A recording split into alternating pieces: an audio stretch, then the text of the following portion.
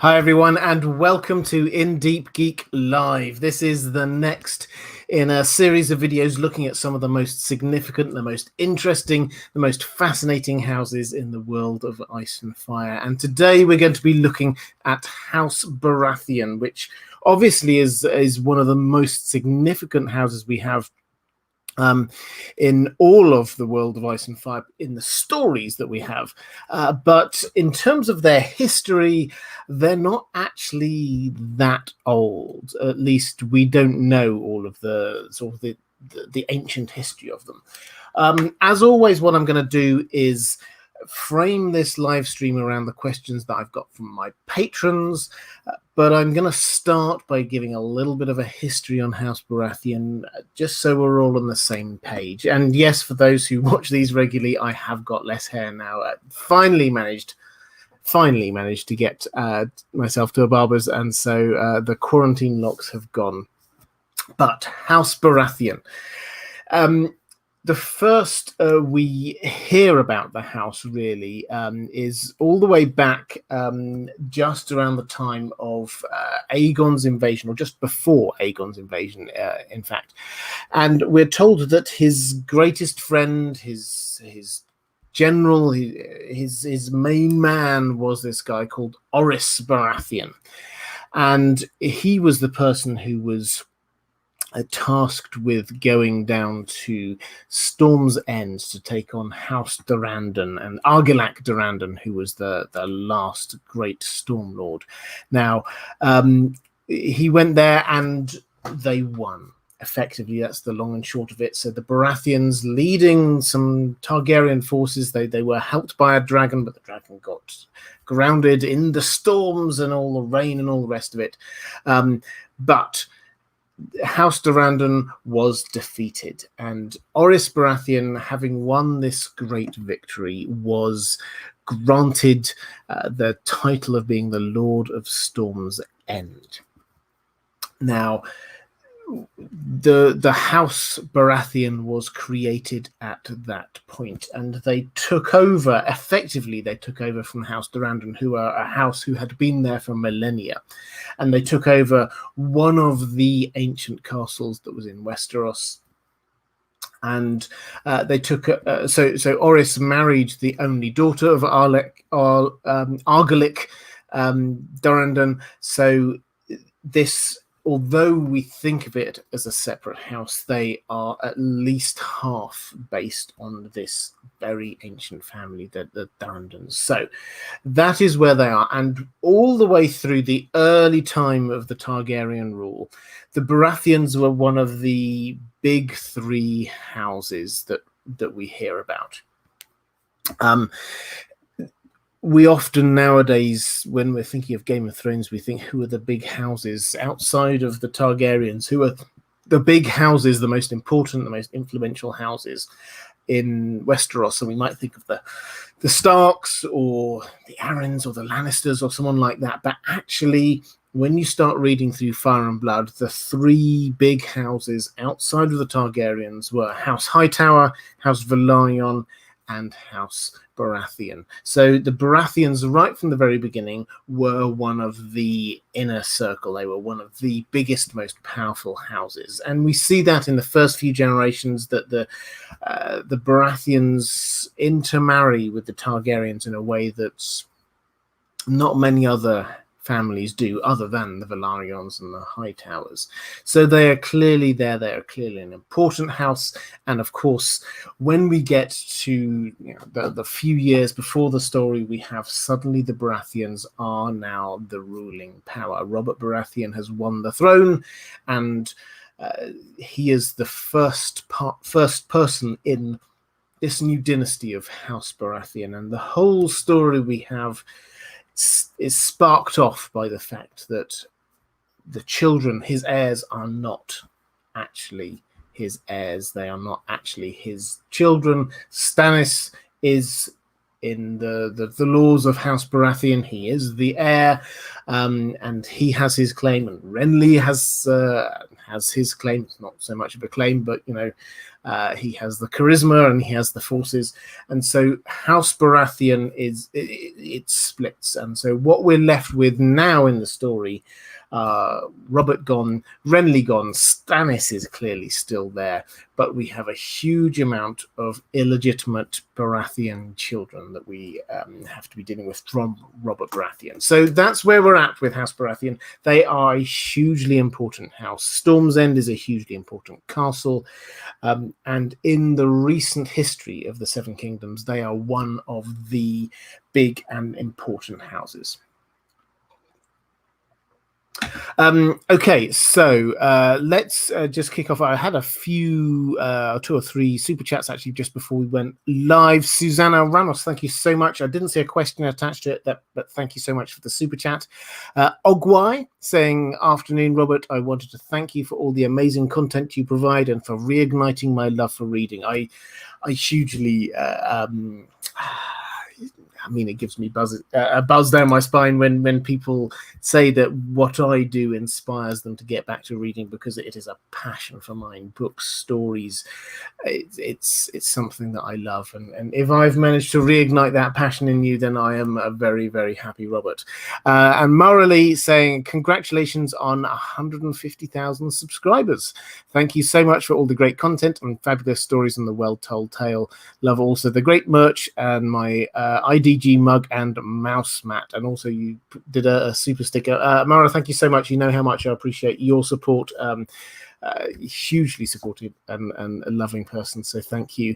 And 150,000 subscribers. Yeah, so we made it a day or 2 ago. We hit 150,000 subscribers, which is absolutely fantastic. I'm blown away by it. I genuinely can't believe it. I wouldn't have expected it when I started up this channel. So thank you to everyone who has helped in this, and onwards and upwards from here. I guess 200,000 is the next thing to be aiming for, but thank you so much. I really do appreciate that. Let's get to some questions from my patrons. Jenny Bird says, hello, Robert. I'm a new patron, and this is my first live stream question. Well, welcome. First of all, it's fantastic to have you on board. Yeah, if you are a patron at any level of patronage of In Deep Geek, then you get priority on questions for these live streams. So earlier in the day, which is what I always do, I just put up a link on my Patreon page, and every patron gets the chance to ask questions for the live stream.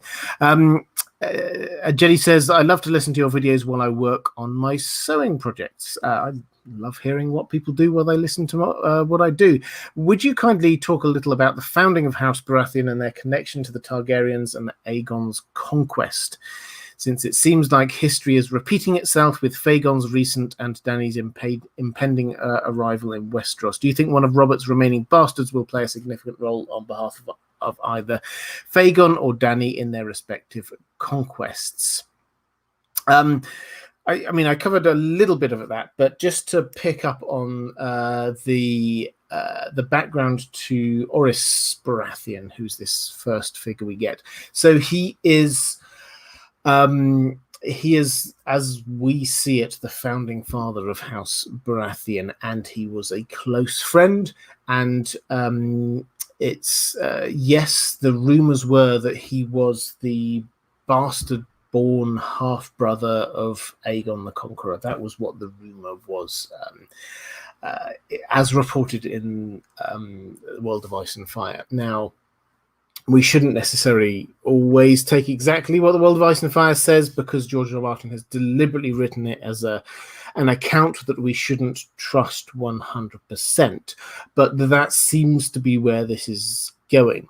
So the question is whether any of Robert Baratheon's bastards will play a significant role in the same way that we get a bastard-born Baratheon who played a significant role in Aegon's invasion. Might they play a significant role in Dany's invasion? Now, I find this a fascinating question, because the easy answer is to say no, the Baratheons aren't that important anymore. Stannis is way up north. They clearly haven't played a role in Aegon VI, his invasion. He's apparently now taken Storm's End, which is obviously the ancestral home of the Baratheons, but there don't seem to be any bastard-born Baratheons there involved in that. It's possible, however, that Dany may engage with one of them.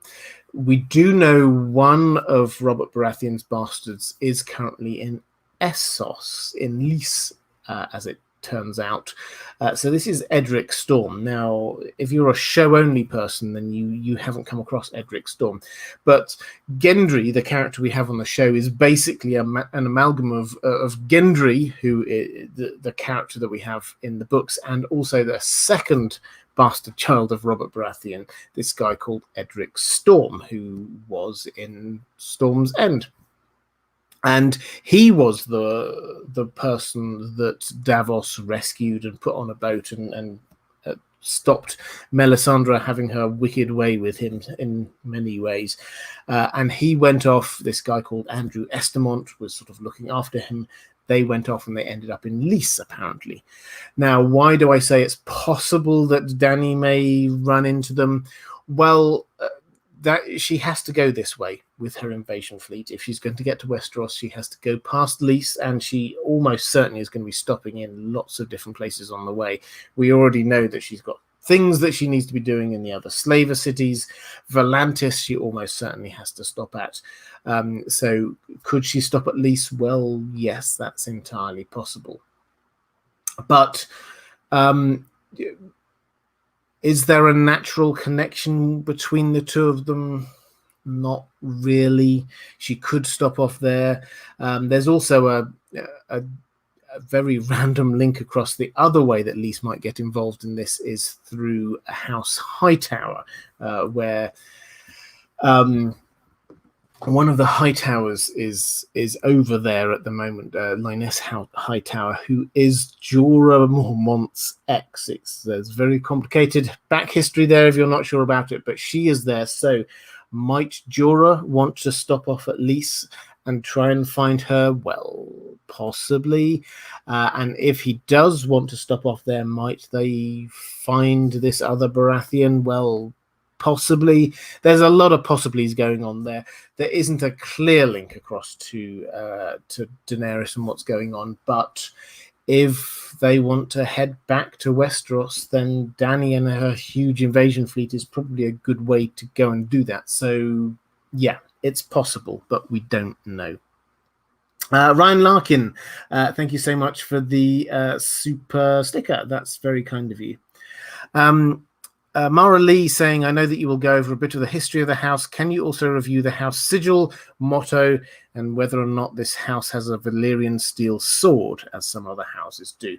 Yeah, so in terms of their sigil and their motto, they basically just stole them from House Durrandon. That was the way that it worked. So I said that Orys Baratheon, he married the heir to the Durrandon heir to Storm's End, and he just basically took over all of the what was there already, because he did not have a house per se. He was creating a new house, and the easiest way to win people to his side was just to incorporate what was there already. So that was what seemed to happen. So ours is the Fury, seems to be, if anything, a sort of a reference to the storms. This is the whole point of Storm's End, is that it is this hugely powerful castle that can withstand the huge storms which come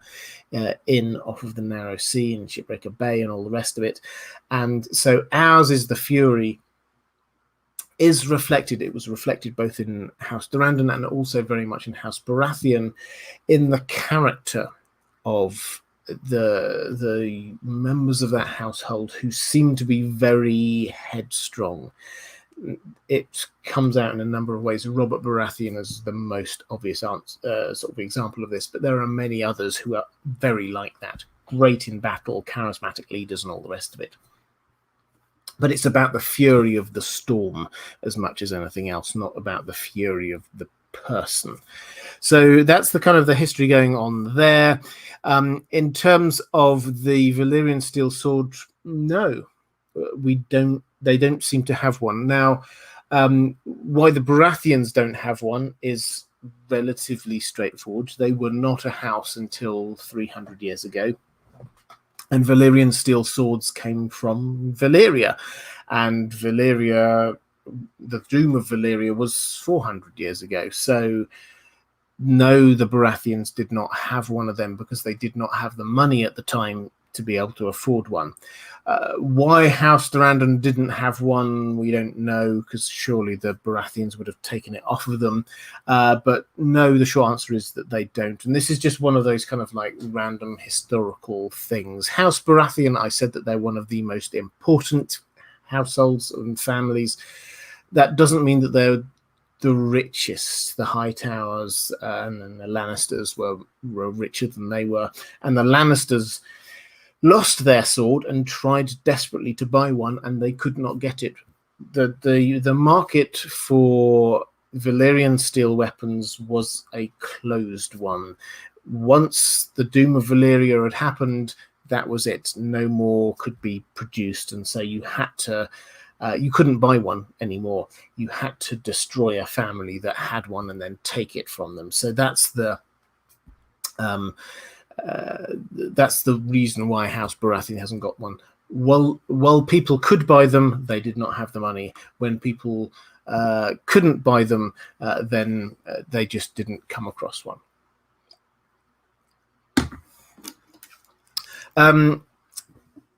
Question from Caroline Schweden saying, "Hi Robert, I'm currently rereading Fire and Blood. I find it a little amusing how all of the Baratheon males seem to be replicas of each other. This is something I know quite a few people have noted.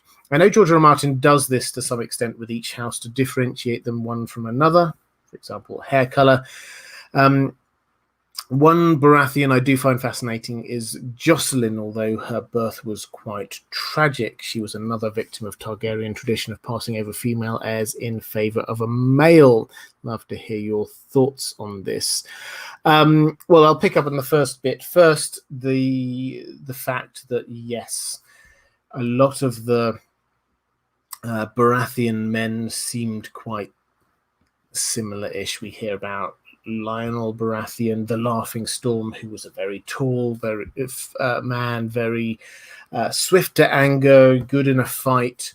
He seems very similar to Robert Baratheon, for example, and they seem very similar to Oris Baratheon. So yes, there is very much a clear family trait going through there. George R. R. Martin does do this a lot. You find the same with the Starks. You find the same with the Targaryens. It is a way to differentiate house from house. That's not to say that all of House Baratheon is exactly the same. I think we all know the differences between Robert and Renly and Stannis. They have got their own very clear characters. So they're not all the same. But yes, there clearly is a trait, a family trait, which is passed down from generation to generation, which is fair. I think and in our own families, we do have that, but it's not that everybody is exactly a carbon copy. But you asked also specifically about Jocelyn now, and saying that she was another victim of the Targaryen tradition of passing over female heirs in favor of a male. Now, she was the daughter of Rhaegar Baratheon and Alyssa Velaryon. These are characters that we uncover or discover in Fire and Blood. And they were, so Rhaegar Baratheon was, again, quite a stereotypical Baratheon, married the Alyssa Velaryon, who herself was from Targaryen heritage and Valyrian heritage earlier than that. And Jocelyn, she had long dark hair. She did look very Baratheon. She was very tall. And her daughter was Rhaenys Targaryen, who was the queen who never was. So this is quite tragic you said the birth was quite tragic. So Jocelyn's mother died in childbirth. And this was one of the times when we get the Queen Who Never Was, because Jaehaerys I could have picked anyone when he was thinking about who his heir was. He was the person. We always hold up Jaehaerys I as being like this great Targaryen king, and he was in many ways great, don't get me wrong. He did many, many good things. But one of the things that he did, which perhaps today we might find controversial or wrong, and certainly, although he didn't live to see it, it had huge consequences for his family, was that he effectively created this or codified this idea of male preference primogeniture, by which I mean that the male Targaryens inherit before female ones do. So hence the Queen That Never Was. This was the case beforehand with the Targaryens, but they'd never actually specifically said that the men inherit before the women. So yes, this is one of, and if you go back through Fire and Blood, I can remember when I was reading, I think I even tweeted it out at the time, there's an astonishing number of Targaryen women who either were, this is just in the first half of the Targaryen rule, who either were the heir apparent and did not rule, or did rule but weren't recognized as ruling, or had their rule expunged from history. It got up to like 7 or 8, I think, of women who actually were reigning in the Seven Kingdoms, or should have reigned if the wishes of the last king had been followed. This is not a coincidence. This was George R.R. Martin deliberately showing us that this is the way that the Targaryens worked. They overlooked the female heirs and went on to the male heirs. And this is to allow us to see how perhaps Daenerys could, when she does arrive, she could feel that she's going to be written out, that she's going to be pushed aside, even by people who she might feel could be perhaps lower down the pecking order than her. The moment that there's a male heir, a male Targaryen heir, or someone who claims to be a male Targaryen heir, she knows that the thing that she's been holding on to all this time, this thing that she feels is hers by birthright, that's not, it's not going to happen. So this is what George R.R. Martin had, one of the many things he was building up in Fire and Blood, was this very clear understanding that again and again and again, the females in the Targaryen line were ignored and pushed aside and were not made rulers. And so, yes, we talk here about Jocelyn and Rhaenys and all the rest of it. Yes, they're just part of this long history that we've got going on there. So a question from Eric Furg, who says, how in the world could Steffon not find a wife for Rhaegar? And what's your take on the fatal sinking of his ship and Patchface's survival? And also Lady Pushkin's connected to this. Do you think Tywin had anything to do with Steffon and Kasana's death, as Aerys was already planning to replace him as Hand? Okay, so a couple of connected questions. And this is one of those ones where you could easily sound like you're going into slightly tinfoil territory, but probably not. So, Steffon Baratheon was the father of Robert Baratheon and his brothers, and he was the third in this kind of triumvirate of powerful men during the rule of Aerys Targaryen, the Mad King. The other, obviously, was Tywin. Now, Aerys and Tywin and Steffon were really good friends. Tywin was made Hand of the King, and Tywin ruled the kingdom while Aerys was getting more and more. I mean, I don't like this sort of banding around mad, but it's shorthand for doing bad things. Now, Tywin and Aerys, they fell out over a long period of time. And one of the things that Tywin was wanting, Aerys would see that Tywin was overstepping his role. Tywin was wanting to increase the power of House Lannister by marrying his daughter Cersei to Prince Rhaegar, the Crown Prince. That was one of his cunning plans. He suggested it to Aerys, and Aerys basically said, no, Targaryens don't marry servants. That's not what it was about. And so he then sent Steffon, his other friend, off over to Essos to try and find a proper match, a real match for his son Rhaegar. He wasn't on the best of terms with Rhaegar either, but Rhaegar was his eldest son, and he wanted his eldest son to be marrying someone from Valyrian heritage. Steffon and his wife went over to Essos, and they returned empty-handed.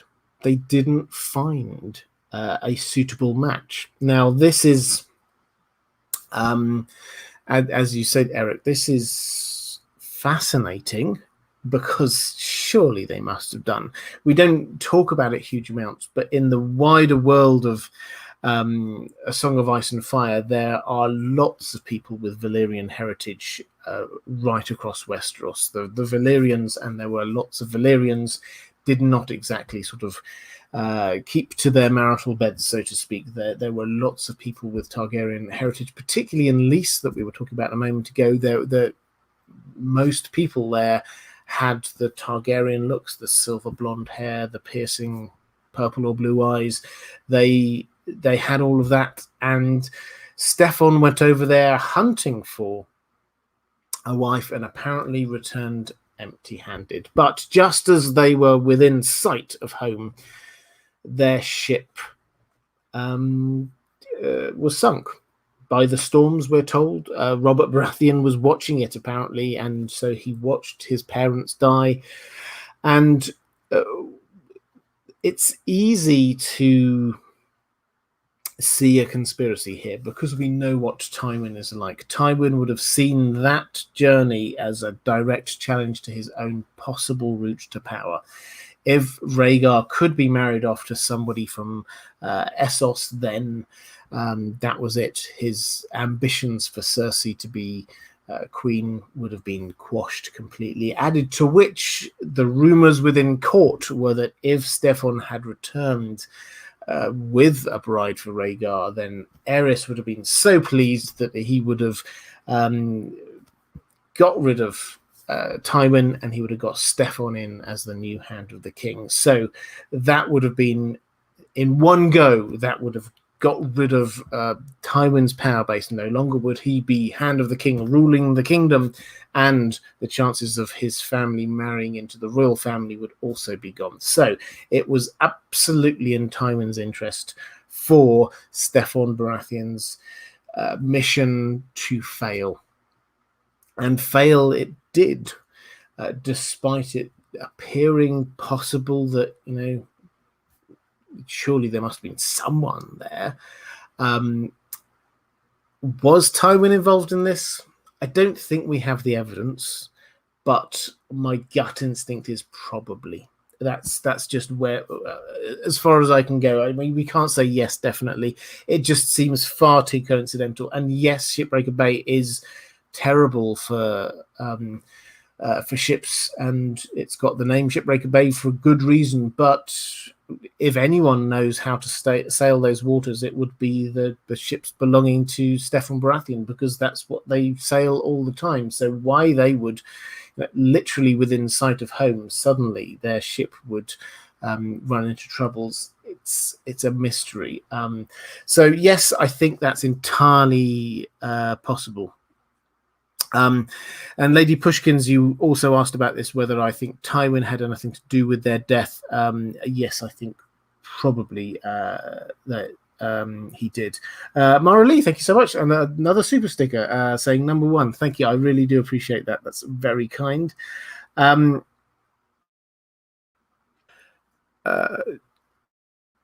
from Andrew K. I see you're actually asking a question about Robert Baratheon's Targ hate. And this is linked across to a question I had from one of my patrons, Ariel Winchester, saying, "Hi, Robert. Hope all is well. I have not read the books yet, but my goal is to binge read everything after I finish nursing school." Well, good luck with that. With the nursing school, it's a fantastic thing to be looking forward to. I know that Robert, Stannis, and Renly's parents died on their way back from Essos. When everything happened with Lyanna, do you think Robert had residual resentment and pain about his parents' death against the Targaryens? From what I've heard from yours and other content creators, Robert has a more severe reaction than Ned, and it was Ned's family who was killed and kidnapped.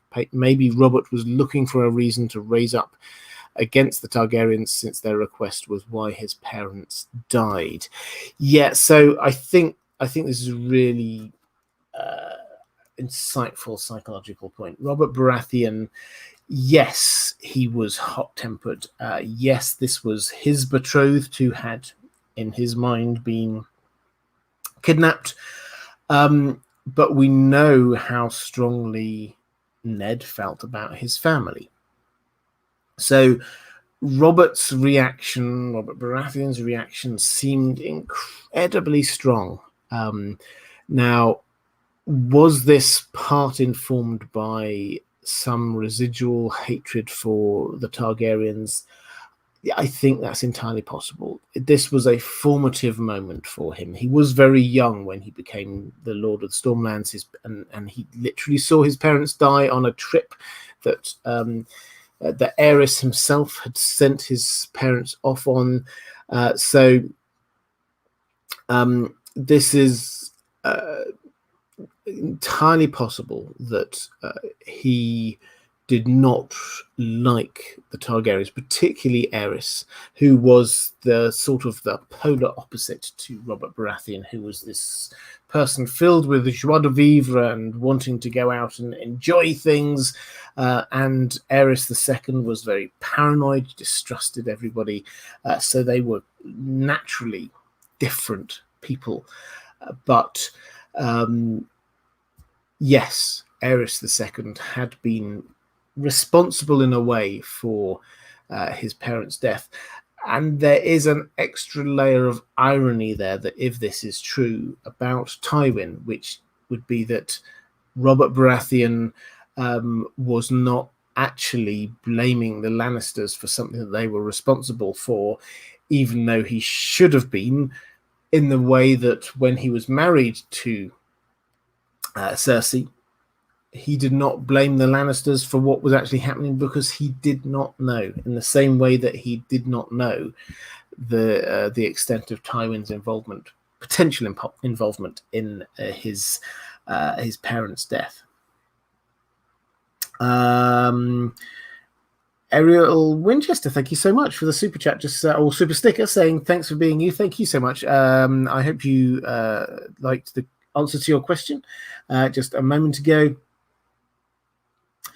And Higa Herger, fantastic name, saying no question tonight, just my usual donation. Excellent as always. Thank you so much, Higa Herger. I do really appreciate that.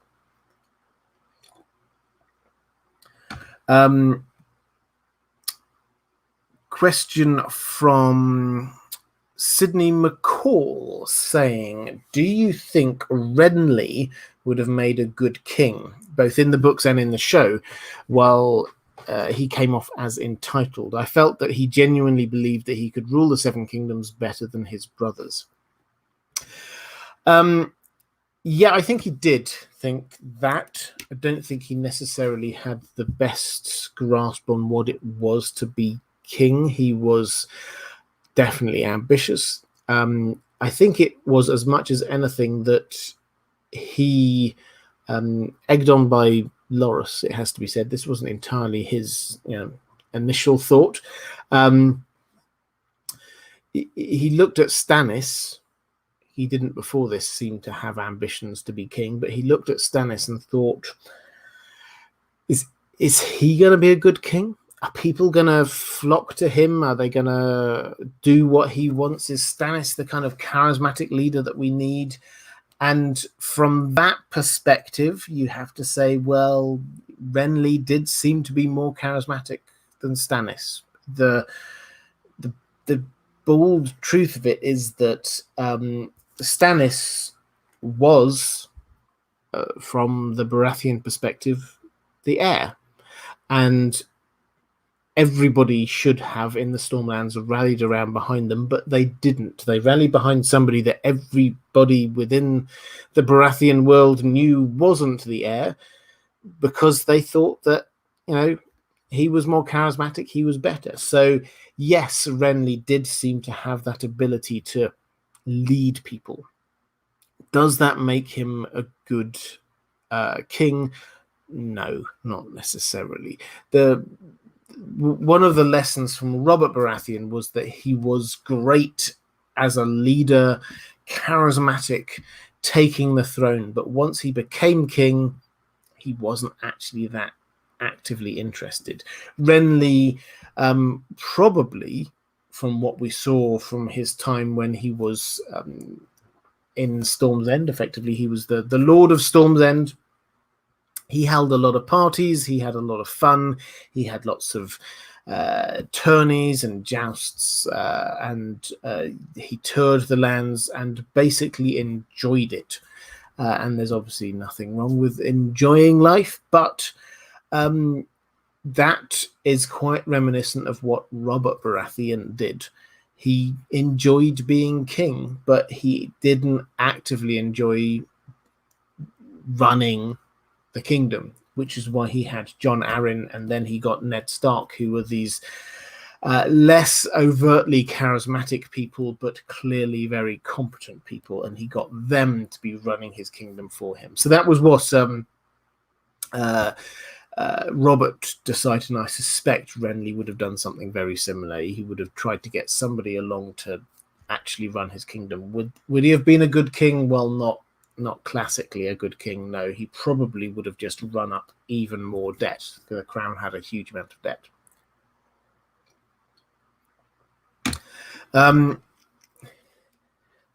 Stephen Dillon saying, do you think Renly knew about the incest? He seemed to want to replace Cersei with Marjorie, but I don't know how he'd do it without knowing. So, yeah, Stannis and Jon Arryn started figuring it out. Renly ran away when he realized what was going on. He basically fled court. He was in court. He was in King's Landing all this time. He probably started getting an inkling about what was going on because he wasn't stupid.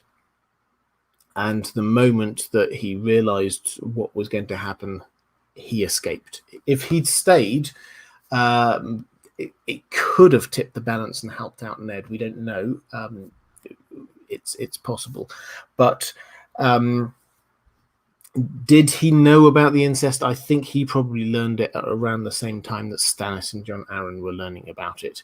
And in terms of sort of replacing Marjorie or replacing Cersei with Marjorie, this was, so he was obviously close with Loras. Loras was his lover, and Loras was brother to Marjorie, and so this is part of the deal, is that we get, if you want to build power, you make sure that your allies are also in power. So this was he had an ever-changing plan as to how he was going to be getting and keeping power.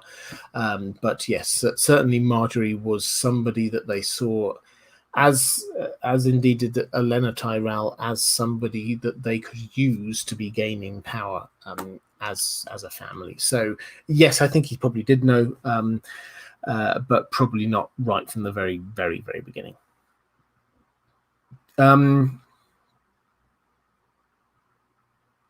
Nick DeLuca saying, love the stream and didn't get a chance to ask this during the Targaryen live stream. How did the Targaryens lose all the information like Valyrian steel? I would think they would keep records on it. Well, they didn't, is the short answer. And we don't know exactly how things operated in Valyria, but it sounds likely that this was a keenly held secret for the Valyrians. And it wasn't just sort of spread around everybody who happened to be Valyrian.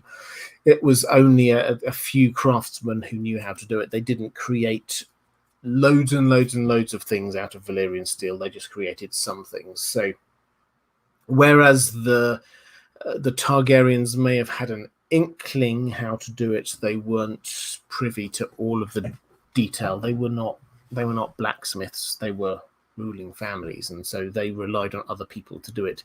In the same way that we may use computers all the time, but not many of us understand exactly how computers work. If we suddenly went off to an island and all of this civilization were to end, would we be able to recreate computers? Well, I think we'd understand some of the basics, but perhaps unless we brought some proper computer people with us, we wouldn't be able to build them again from scratch. That information would be lost. So that's the kind of the feel that we've got going on here, is that the secrets of Valyrian steel were held closely even within Valyria. And that is why the Targaryens didn't know all of it coming across. The Maesters, however, did know, and they did get the knowledge. We know that the Maesters headed over to Valyria and studied there and learned what they could before the Doom. Gendanil from Patreon says, "Hey Robert, unfortunately your live streams tend to be in the middle of the night for me, but I will definitely listen to it the next day." So hi there. I would really like to hear your thoughts on Shireen. Who do you think was behind the attack on her that caused her to get grayscale, and how do you think the infection got stopped? What do you think will happen to her in the books? Will her fate be the same as in the show? And if not, will she play a significant role somehow?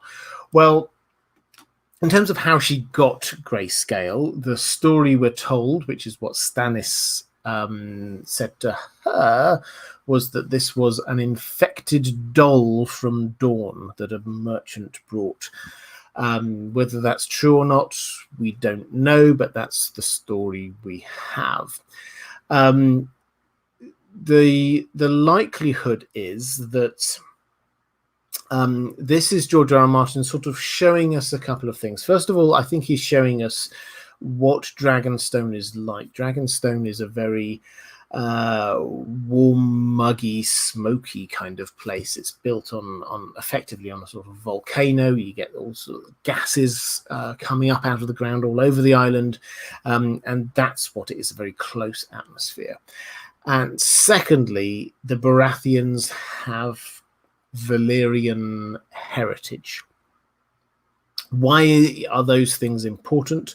Well, grayscale originates from the River Rhoyne, and originally the curse that created grayscale came from a curse against the Valyrians, and this was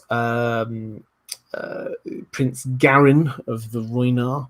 And so grayscale in and of itself, when you think of when Tyrion's passing through the sort of the smoke in the, I've forgotten for a moment what it's called now, but the ancient city, the Rhoynar city that they pass through, where all the stone men are, it is a smoking close atmosphere, and that is the kind of feel with also the stone men. When you go across to Dragonstone, we get lots of gargoyles, so the feel is the same, and this was something against those with Valyrian heritage. And so yes, Shireen getting it is kind of harking back to this this idea of who is grayscale supposed to be against in the first place. So that's what we're getting through all of that, in a kind of a more thematic way rather than anything else. In terms of whether her fate's going to be same in the books as on the show, well, we've been told that this is one of the things, the specific moments that the showrunners were told by George R. R. Martin will happen. So Shireen being burned will happen. It won't happen in the exact same way because they're in different places. So we get Stannis is now down somewhere just outside Winterfell in a crofter's village. Shireen is up at Castle Black with her mother and with Melisandre. Shireen will almost certainly be burned to death by Melisandre with the go-ahead of her mother. But this will not be something that Stannis is there specifically giving the thumbs up to. This is going to be slightly different. I think it was almost certainly going to be Melisandre trying to aid Stannis, and yes, it will almost certainly be as part of a larger spell in order to try and get rid of the weather, because in the north, let's not forget, the winter is really set in, and what we mean by that is many feet of snow. There are huge snowdrifts at Winterfell. It was so cold in Winterfell that 6 of the 7 gates have frozen shut. They can't even unbolt them because it's that cold. And if people are going to get down safe from Castle Black to Winterfell, as we're pretty sure that they will have to, something's going to have to change with the weather. And I think that is what Melisandre's spell is going to do, and she will use King's Blood. It's been foreshadowed quite a lot. So I think that, yes, it's entirely possible that Melisandre will burn her. Entirely possible. I think it's very likely that Melisandre will burn her. The winter will sort of take a step back for a little while as a result of that, and it will allow people to go from Castle Black down to Winterfell, and also other people to get to Winterfell as well. Henry Fairbairn says, "Hello, Robert. I'm interested in the name Baratheon itself. The first Baratheon is Orys, who is allegedly Aegon the Conqueror's bastard brother. Highborn bastards are often given a surname related to the area where they were born, so presumably Orys wasn't called Orys Waters in order to hide his highborn birth. Therefore, do you have any ideas where the name Baratheon might have come from?" I do. I don't know. Well, first of all, I should say, yes, you're definitely right on all of the sort of the background there. So he is apparently Aegon's half brother. He did not have a house, so the house name seems to have been made up for him. As for Baratheon, where does that come from? I don't know. George R. R. Martin does obviously like playing with names, which means that we have to look in what does Baratheon come from, and there are clearly 2 parts of it. Theon, we obviously know the name Theon, but that has clearly got a link across to from God or godly or something along those lines. Bara is an interesting one, has a number of different meanings, but it also, one of them is being gay, and perhaps that is some sort of a play in this idea, and this is pure speculation. I don't think we will ever know, and I don't think that we could ever know that perhaps Aegon and Orys we get told that they were close friends. The Maesters tend not to report this kind of thing, we know from both Fire and Blood and the World of Ice and Fire. What if they were also lovers?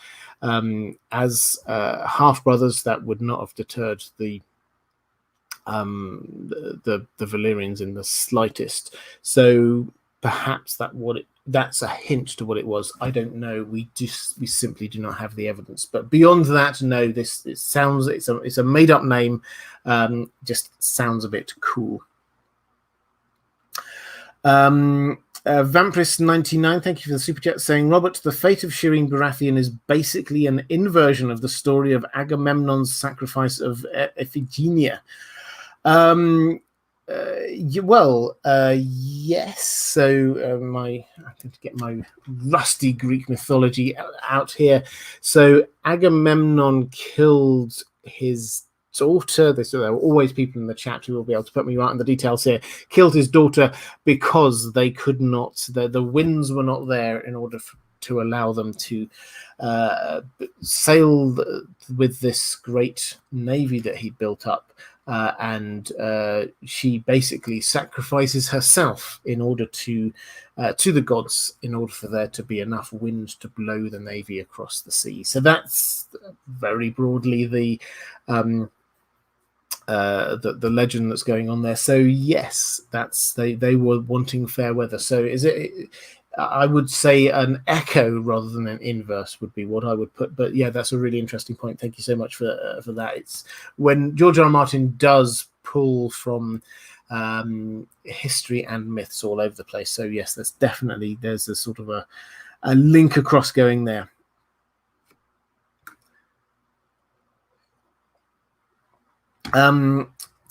Some interesting thoughts about the name going on here. Cecilia Tanner saying, I saw it as bar equals sun. Yep. A without. Yep. And Theon being God. So son of the godless. That makes a lot of sense. So yeah, that's entirely that works for me too. I don't think we will not get an answer on this one, but that works very well as well, I think. Mara Lee saying, in the first book, Game of Thrones, we read in Bran's first chapter about how the Starks found the dead direwolf, and she was killed by a stag, and there was an antler in her throat. Please remind us why the antler and finding the wolf pups was so significant to the story, and tell us how you see this playing out for both House Baratheon and House Stark. Okay, so this is a very important scene.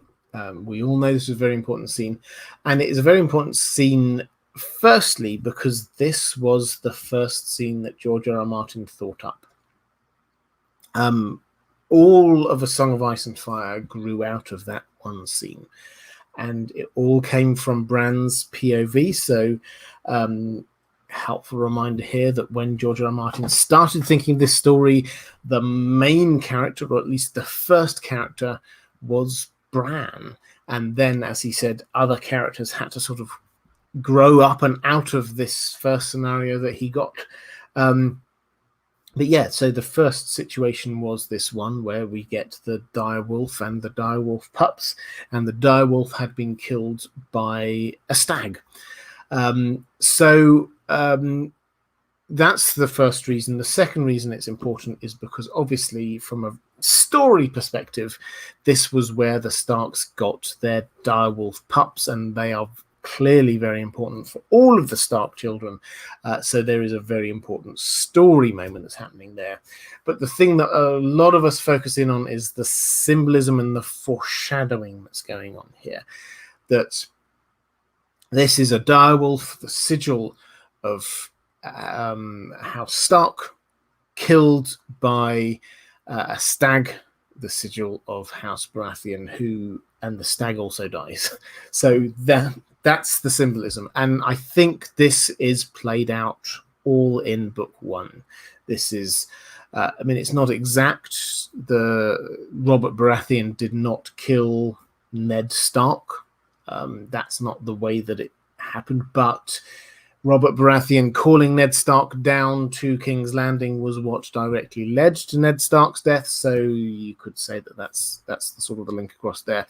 I don't think that this is going to have a more of a sort of an impact on the fate of either House Baratheon or House Stark in the later books. However, I think that this was very much focused in on that first bit as sort of the setting up the story. Question from Henning J saying, hi Robert, do you think we will learn more details about the trial by combat between Lionel Baratheon and Dunk, so Duncan the Tall? It must have been difficult for Dunk to fight the Laughing Storm because Lionel had helped and teamed up with Dunk in the first Hedge Knight story.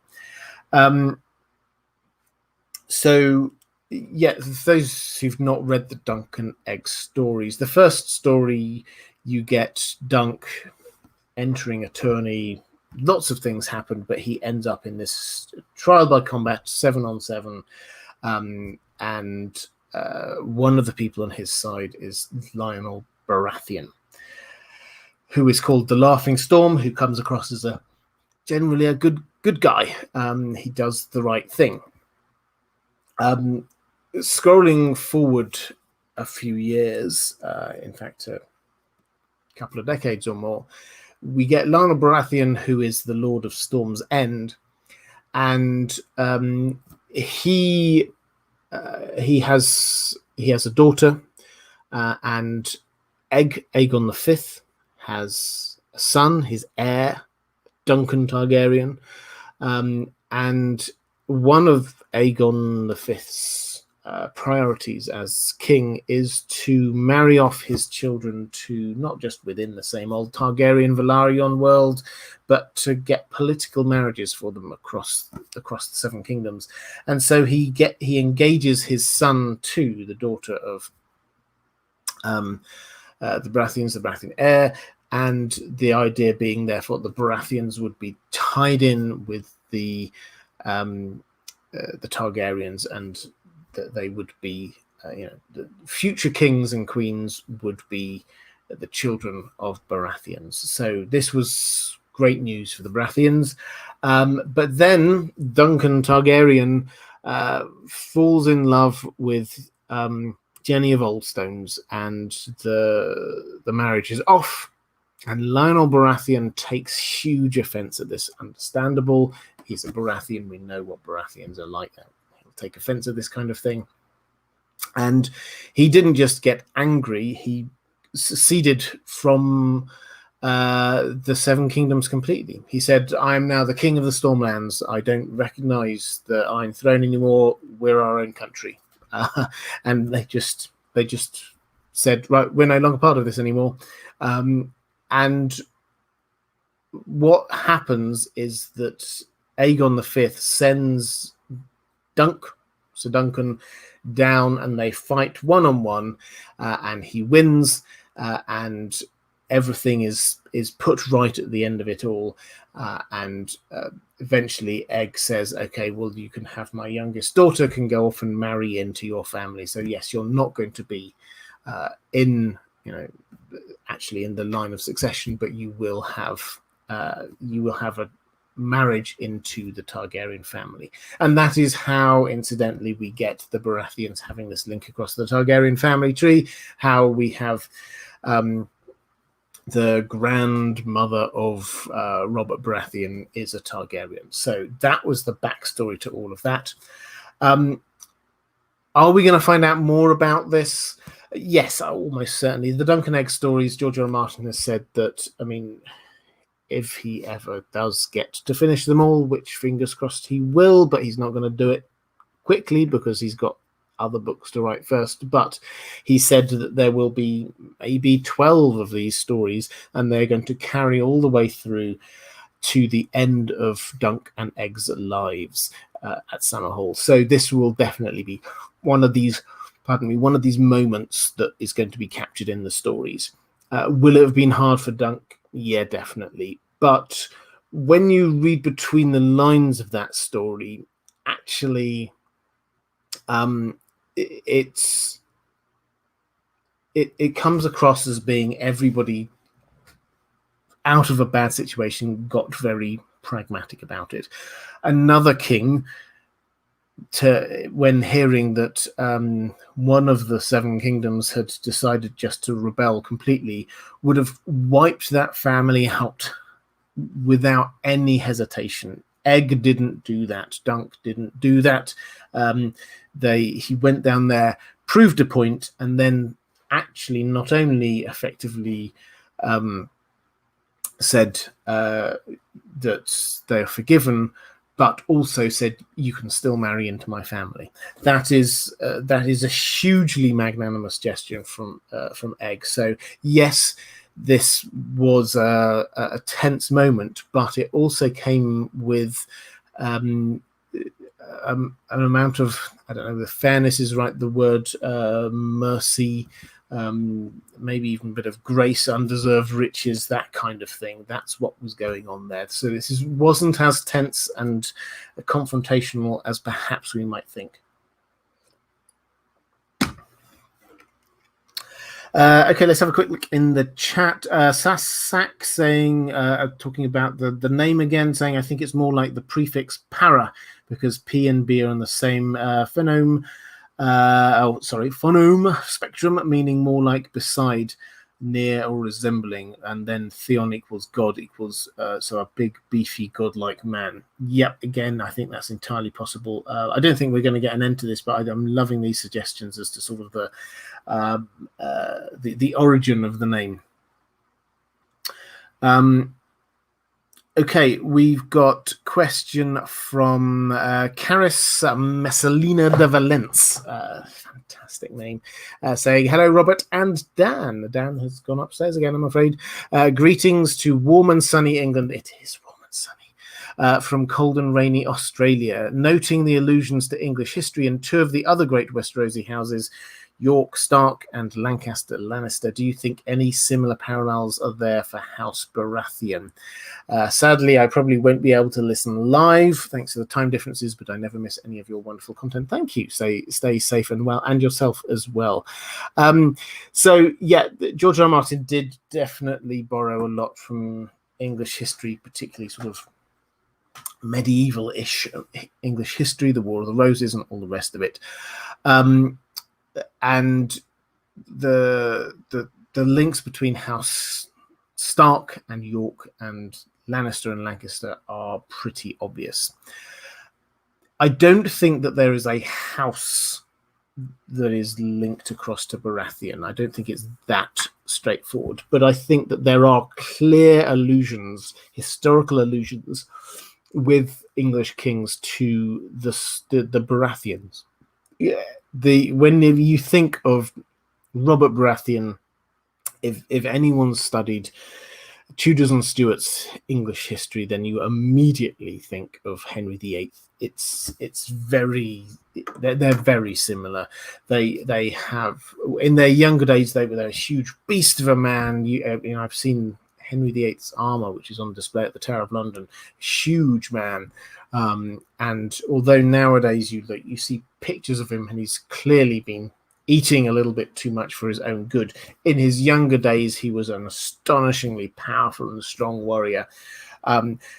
Became king, and he went to fat, but he enjoyed partying, he enjoyed the company of women, he enjoyed drinking, he enjoyed eating, everything that Robert Baratheon was like. And so, yes, there is a clear link across between those two characters. Stannis, I think, is a little bit harder to categorize. I do wonder whether there is a hint of Oliver Cromwell to him, who was never technically king, but he was the person who, in the English Civil War of 1640s, he was the leader of the parliamentarians, and he was a very kind of straight-laced character, clearly incredibly competent, clearly somebody that people followed, but not with great love or affection, but because of duty. And he won lots of wars, but eventually he did not survive his victory against the royal family. Was relatively short-lived, but he was Lord Protector, was what he styled himself, and he was, in his own way, in the way that Stannis is, you would argue, he was a religious zealot, was Oliver Cromwell. So there's a sort of a link across there. As for Renly, it's a little harder. I don't think there's necessarily a strong link there.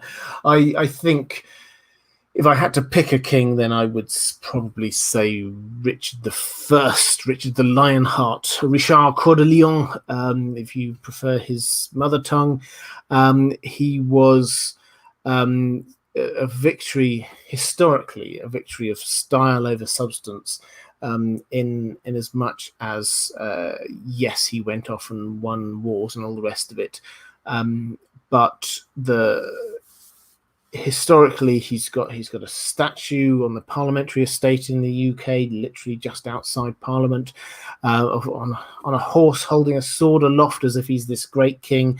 Whenever we get the stories, the legends of Robin Hood, he is the great king across the water, the one that Robin Hood is waiting to come back and pledge loyalty to. He is seen as this great shining, but he wasn't those things. He never even learned English very well. He just knew a few. He spoke French all the time. He spent most of his time abroad. He was not a great English king. He viewed himself very much as being part of the Plantagenet line who would come across from Normandy. And as I say, a victory of style over substance would be my personal link across to Renly. But I think definitely Henry VIII with Robert Baratheon.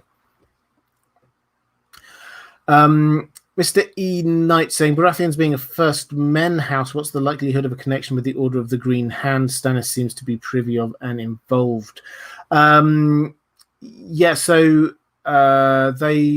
We don't know the history of the Baratheons, to be honest, where they all come from. That we just know that Oris was not specifically first men. He was close to the Targaryens, so they are all mostly Targaryens, and therefore Valyrian is their background and history. I don't think that they have a specific connection in with the First Men and the Weirwood Network and all the rest of it, or with the Order of the Green Hand. For those who don't know, that's the legendary group who are guarding the God's Eye on the Isle of Faces. So I don't think that they are. Is the short answer there. It would be good if they were. It would be quite fun, but no, I don't think that's what's going on.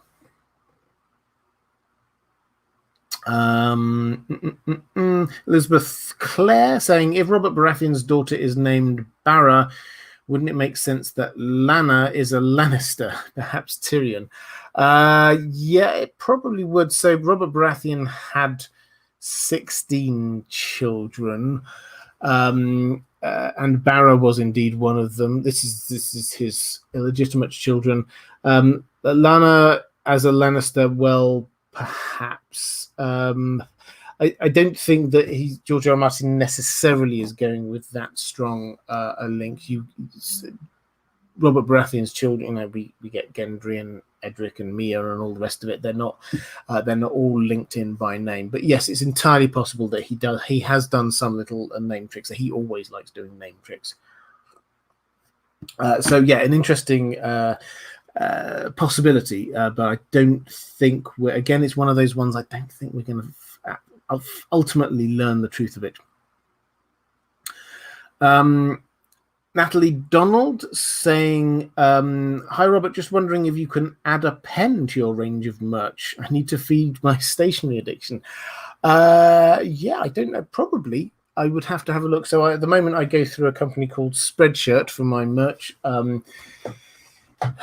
Typical for me. I'm not really hugely this is something I always forget to plug my merch, but there's a link down in the description if you want a link to that. I will have a look to see whether or not I can also have pens as well as the things. You can get t-shirts and mouse mats and tote bags and all things like that, but I will see whether I can add pens to that. So yeah, of course, just have a little look. Question from Bride of Fire, which is actually linked in with what we were talking about just a moment ago, saying, what do you think will be the fate of all of Robert's bastards? Okay, so we've got 16. This is according to Maggie the Frog. But we don't know all of them. There are some that we know about. We get Edric Storm, I've already talked about, who is currently at Lys. I think that he probably will make a reappearance, but it's not going to be a huge part of this story. Maybe he will be the one who will sort of end up as being the Baratheon. Who knows? Certainly he's the one who has the connection across to Davos. So in the same way that on the show they brought Gendry back, actually the person that they would be bringing back in the books, or George R. Martin would be bringing back, would be Edric rather than Gendry. Gendry we have as well. He's currently in the Riverlands acting as a smith for the Brotherhood Without Banners, effectively. We get who else? We got Mia Stone, who's pardon me, who's there in the Vale up at the Eyrie. She is the person who guides people up and down the Giant's Lance. I don't think she's going to have a huge important role. I think that maybe she will. I mean, she's starting to, but maybe she will become friends with Sansa, and maybe she will be part of the group who heads up to Winterfell. But I don't think she's going to have a huge role going forward beyond that. We get another couple. We get Barra, who we've been talking about. And see, I'm sure I'm missing one. Let me just have a quick look at the so we get Bella, who is the she was born in Stony Sept. This was if you remember, during Robert's Rebellion, then he was at Stony Sept for a little while, and there is a child there who it is claimed is his bastard daughter. And then we get Barra, who was the child who Ned Stark visited in book 1 when he was investigating what's going on with all of these children. He found this child who was probably the most recent of Robert Baratheon's children. There's also allegedly there were twins born in Casterly Rock when Robert Baratheon visited there as king, and there are obviously a whole load of others. The others were in King's Landing. They were killed on the orders of Cersei, as were the twins, it would appear, or perhaps that was Tywin's work. So the short answer is most of them are dead. The ones that are alive, I think actually Edric Storm is probably the most likely. Gendry will probably play a role as a smith as much as anything else. Edric Storm, out of all of those, is the one who's most likely to actually be brought back into the story as a link across with Davos, and as the sort of the illegitimate heir to Storm's End. Hippie Car Guy says or asks, do you think there is oily black stone in the lands of Always Winter? That is a great question. So the oily black stone is something that appears in lots of strange places across Westeros and Essos. We often, and I should probably do a video on this at some point just to clarify it, we often do confuse it with the fused black stone, which we see in a lot of other places, which is the kind of thing we get from the Dragon Roads over in Westeros, and that's at the base of the High Tower and places like that. The oily black stone we see in things like the Seastone Chair and all the rest of it. But this seems potentially to come from the heavens and be some sort of force of magic. Might there be some in the lands of Always Winter? Possibly, but I don't think it's plot critical. I think the point is that this is where they went, not because of something that came from some sort of magical stone or other, but it's possible that it's there. Okay, let's take I missed one. Chrissy, thank you so much, saying I missed the super chat from DM Collins. I will scroll back. Apologies for missing that. See if I can find it. It was a little while ago. Apologies if I can't find it. Oh, I've gone all the way through and I can't see it. Okay, I will see whether I can find that one as I'm just talking. What I will do is I will say a few things, as I always try and do partway through these live streams, is just to let you know a few of the things which are coming up on this channel.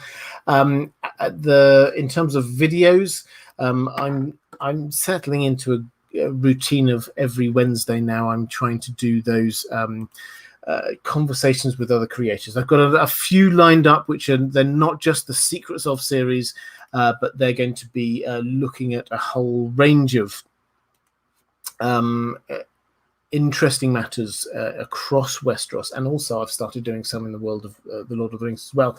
But there's coming up at some point soon. I've just had confirmation that I'm going to be doing a collaboration with the Learned Hands pod, who, if you've never come across them, they are qualified lawyers, solicitors who are looking at the role of law in A Song of Ice and Fire. And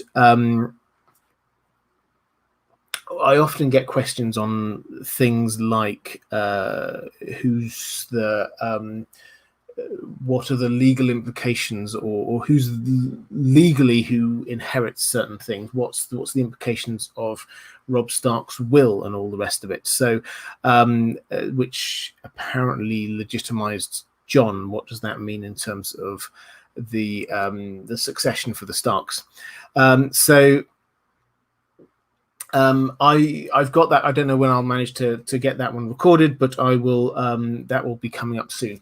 We've also got Lord of the Rings content happening for at least one a week, one video from now on going forward. In fact, I had my most successful video for quite some time recently, actually, which was in terms of numbers of views, which was a look at the unfinished sequel to the Lord of the Rings, which something that I've been aware of for a while, and a lot of Tolkien nerds have been aware for a while. It was published in some of the stuff that Christopher Tolkien pulled together. He started writing a sequel to the Lord of the Rings. He only ever got 13 pages in, but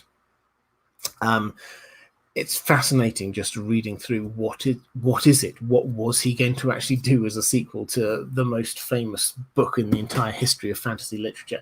So that's still there. That was a few weeks ago. The other thing I would say, which I always say, patrons, thank you. I can't do what I do without your support. That's why I frame all of these live streams around questions from my patrons. It's part of my way of saying thank you. If you are interested in supporting the channel, or if you want to get access to some of the patron benefits, like getting priority questions for live streams, or at different levels you get different things. At $5 you get access to all of the audio that I do for this channel. So if you want to get the audios on an RSS feed, then you can do that. At $, you get a thank you down in the comments for every video I do. So if you're interested in that, there's a link down in the description to my Patreon page. I couldn't find that, Chrissy, I couldn't find that question that you were talking, the super chat you were saying about. From DM Collins, I'm afraid I couldn't see that one. I've just had a quick look through the stuff there, so apologies for that. What I will do is, if I can't find it, then I will, and if I do find it again later, then I will answer it in the next live stream. That's what I try and do. If I do, sometimes I miss stuff when the chat's going through very quickly, and I always try and pick up on any questions that I miss one week, and I try and answer them again next week. Question though from Vampris99. Thank you so much for the super chat, saying, for me the clear parallel to Henry VIII is Aegon the Unworthy. Robert reminds me more of an older Edward IV, with Cersei Lannister being an echo for Elizabeth Woodville. I also see Robb Stark as actually the young Edward IV. Yeah, Edward IV isn't one of the kings that I know huge amounts about, so I will trust you on that one. In terms of Aegon the Unworthy, so this is Aegon the Fourth. So he was, yes, very similar to Henry VIII. Again, he was a huge man, and he loved eating, he loved food, he loved carousing, he loved all of the things that we get from Robert Baratheon. So yes, there is a very clear link, and he was also the one who created a huge amount of trouble by legitimizing all of his bastard children right at the last minute and causing a little bit of a succession crisis, which is definitely something that Henry VIII did after he died. Who was going to inherit after him? It got very complicated for a while until we get through to Elizabeth I. So yes, that's that's a very good link across to there. DM Collins, I see a question here. You put it there, Chrissy. Thank you for highlighting it, saying either good or bad. Maybe Stannis is hinted to be punished for or getting power from burning the Godswood at Storm's End, perhaps because Storm's End is linked to the Children of the Forest in myth. Yes. So at Storm's End, we get Stannis who burned the Godswood, also the statues of the Seven, which he did on Dragonstone. So is Stannis being punished for that or getting power from it? I think definitely sacrifice and burning is giving Melisandre the power to do some of the things that she does, but it's also a very symbolic power. Something Melisandre said we see from her POV chapter is that she's very aware of the symbolic power of what she does as well as the actual magical power of what she does. So yes, he probably is. Is he being punished for it? I think if you think of the Weirwood Network as being currently sort of steered by Bloodraven, it's probably the other way around, to be honest, but if go with me on this one for a moment, then you think, well, what kind of Machiavellian plot might you have with Stannis? What do you want from Stannis? And clearly Stannis has got a very important role to play in getting the Starks back into Winterfell. So whatever Stannis does in order to get him to the position where he can help get the Starks back in power, and from there the Starks and Jon and Bran and all the rest of it can be doing the things that they need to be doing, then actually they would probably take that as a hit. This is, it's not a matter of Stannis being cursed. I think that the Weirwood Network for the time being are actually, if not supportive of Stannis, then very happily allowing him to be doing the thing that he needs to be doing. So that's where I come in on that one. Question from I had another question coming. This is what happens. I then miss a whole load of them.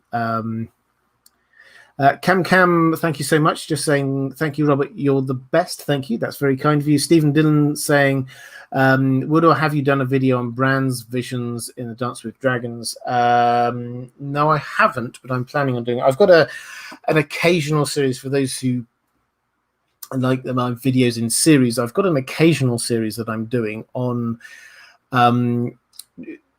dreams and visions within A Song of Ice and Fire, and I've done 2 or 3 of them so far. So I've done one on Jon's Azor Ahai vision, I've done one on Jaime's vision of his mother, and also another one on Quaith's visions or Quaith's sort of prophetic messages that she gives to Dany.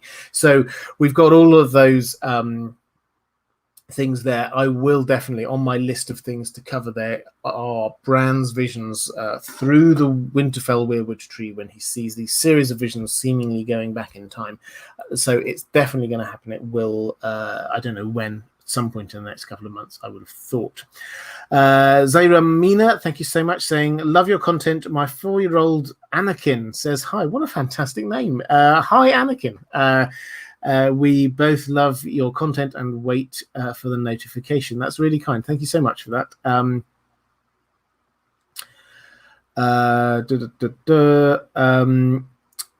Chrissy and Andrew K talking about my Slack for moderators. Yes, I know I've got a message there, and I know I'm being a little bit behind on that.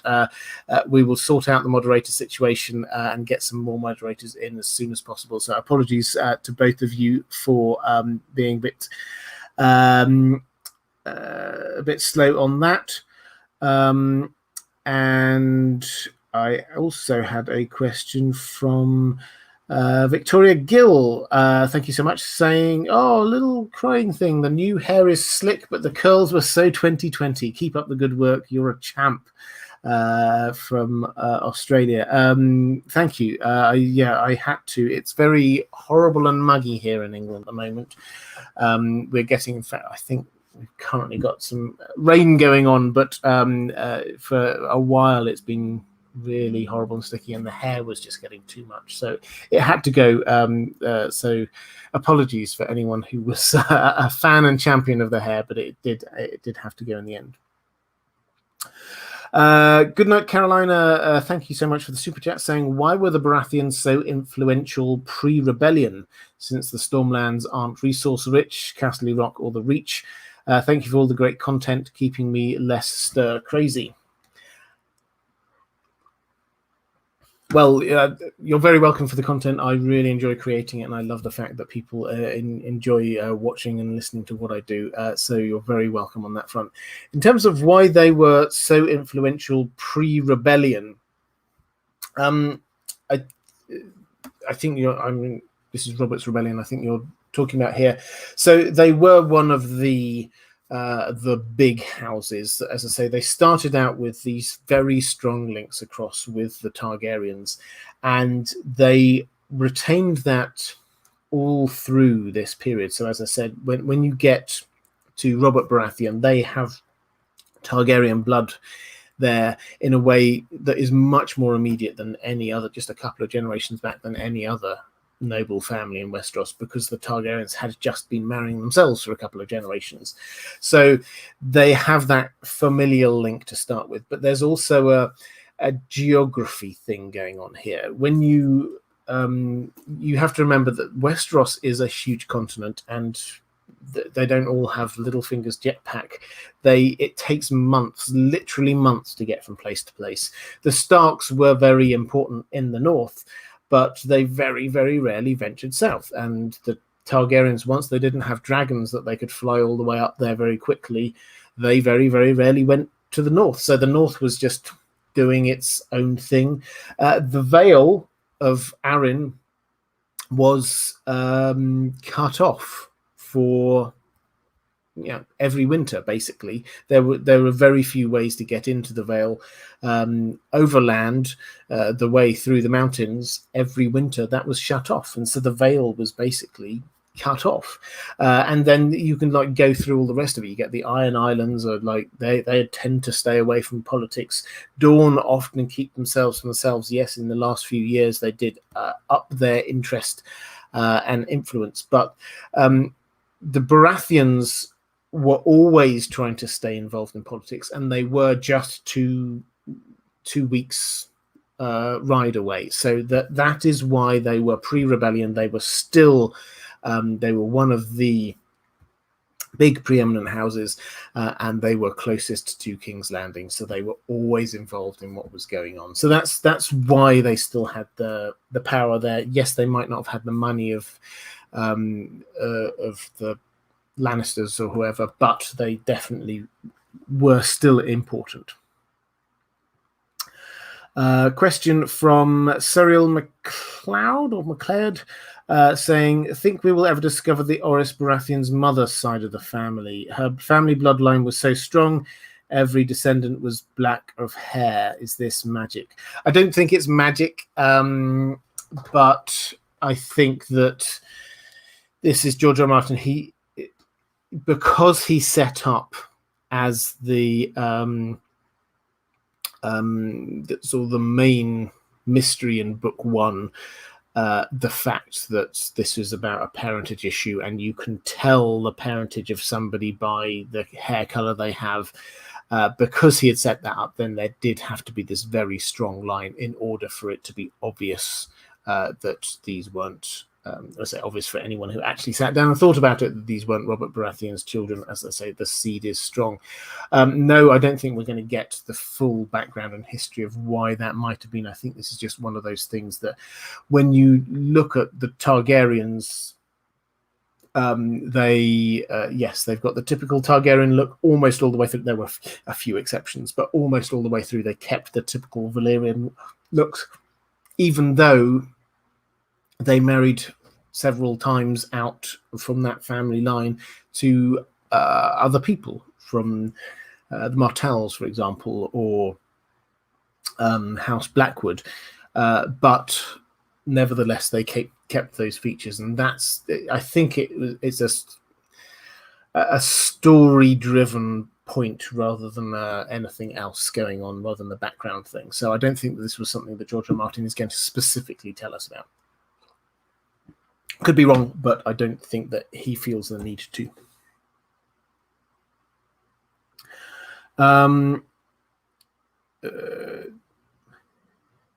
Zaira Mina saying, yes, Stannis is Cromwell. Okay, good. I think I would agree. Brian Real, and thank you for the super chat. And Brian Real, thank you, saying, greetings, Robert. Hope you and Dan are well. How do you see the Baratheon motto manifest in their characters? Also, love the haircut. Well, thank you about the haircut. And in terms of how the Baratheon motto manifests in their characters, I think ours is the fury. Is very clearly, we see this in the key time in the build up to all of this, which is Robert's rebellion, and that is fueled by Robert Baratheon's fury. But for that, would there have been a rebellion? Would the Targaryens have stayed in power? Well, I mean, it's hard to say, but clearly the driving force behind this was Robert Baratheon. The other person was Ned Stark, and yes, he brought his army down, but what if Robert had been killed before that? What if Ned, as he almost certainly did, found out that actually this was Lyanna and Rhaegar actually kind of liked each other, this wasn't a kidnapping, the rebellion could have been over a lot quicker. The driving force behind all of this was the fury of Robert Baratheon, and we see this again when I was talking about Lionel Baratheon, that also, that he felt he'd been wronged and the fury came out. So that is how it is, and I think that this is where we see the Baratheons, is that they have this anger within them. Stannis keeps it all locked down and all the rest of it, and Renly is this typical younger brother figure who is a lot more relaxed about life than the rest of them. Drew Mast, thank you so much for the super sticker. That's very kind. I think that's caught up on the chat, so let me go back to some questions from my patrons. Diego Godoy saying, hola. A random question. Given that they are related by blood to the Targaryens, do you think that if given the chance, any of the Baratheon descendants still alive could bond with one of Dany's dragons? Unlikely to happen, but fun to think about. I think I would agree it's unlikely to happen, simply because I can't see that they're going to get the chance. Could they? Well, we saw with Quentin Martell, who tried to tame a dragon, effectively failed miserably. It's not that simple. It's something that takes a little bit of time. Quentin Martell, he was right. He did have some Targaryen heritage there. So yes, theoretically, like the Baratheons, he could have done. There's no doubt about that. But I don't think that any of the Baratheons are going to be in a position to be building up that bond and connection with the dragon that will allow them to be doing any dragon riding. So yes, theoretically, yes, they could. In reality, and this is what the Targaryens did during the Dance of the Dragons. They went looking for dragon seeds, as they called them, the bastard children, or those with some Valyrian heritage from the Targaryens. That is the equivalent of Robert Baratheon's bastard children. They are 3 generations down from having any Targaryen heritage, but something might be there. So Yes, possibly, but I don't think it's likely. And you also say, any chance your "How Long Will the Winds of Winter Be" video will be coming out soon? I can't wait to see it. Yeah, I've been teasing this for a couple of weeks now. I'm doing a video where I go through and work out what I think the length of the Winds of Winter is going to be, based upon all of the plot line that we need to get through and how many chapters that each of those plot lines probably needs, working out based on George R. R. Martin's writing style, what plot we know almost certainly will happen next, and things like that. Is it coming soon? I'm aiming for... I think I was going to go for a week on Saturday. I'm planning a little bit ahead because towards the end of the month I'm going to take a week off, and so I'm trying to get a few videos lined up beforehand. So I've written it, I've recorded it, I'm going through, I'm editing it right now. It is, I have to say, in terms of a scripted video, it's the longest one I've ever done, so that's why it's taking me a long time. The irony is not lost on me that I keep on announcing when I think it's going to be ready, and it's not a video about the Winds of Winter. It's going to be big, both my video and the Winds of Winter. So thank you for the question there. Question from... Lewis just saying in the chat, saying, I found your channel 1 day ago and I flipping love it. Thank you so much. Well, welcome, Lewis. It's great to have you here. Hi, Manti Mukherjee. Thank you so much. Saying, hi, Robert. Missed the hair. Sorry. Your namesake in A Song of Ice and Fire didn't like either of his brothers, but he hated Stannis with a vengeance. Why? I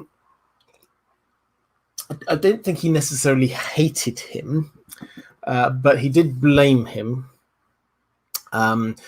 Robert wanted an end to all of the Targaryens, and he, having arrived in King's Landing, he then commissioned Stannis to go to where the last Targaryens were and deal with them, get them out of their last stronghold, which was Dragonstone. This was where there were eventually 3 Targaryens there. We had Rhaella and Viserys, and also Daenerys was about to be born. Stannis had to build a navy, and then he had to go and attack. But by the time he got there, they were just escaping. They escaped and they got away. And Robert Baratheon blamed Stannis for that, the fact that he didn't get all of what he would see as his revenge. And also the biggest threat, Viserys, for a long time was theoretically at least the biggest threat to Robert Baratheon's rule, because he was the rightful Targaryen king in Viserys's eyes, and therefore anyone who opposed him could rally to Viserys. This is in the same way that you get, if you think of what happened with the Blackfires, as long as there was a Blackfire there, anyone who had some opposition to the Targaryens could rally behind the Blackfires. And so as long as the Viserys was around, Robert Baratheon knew that there was always somebody who was claiming the throne. So obviously Viserys didn't turn into quite as formidable a person as all of that, but that didn't stop Robert from blaming Stannis for the fact that he did not get rid of that threat. He was commissioned to do it, and he did not do it. Probably wasn't Stannis's fault, but Robert didn't think that way. So that's the sort of the history there. They are very different characters.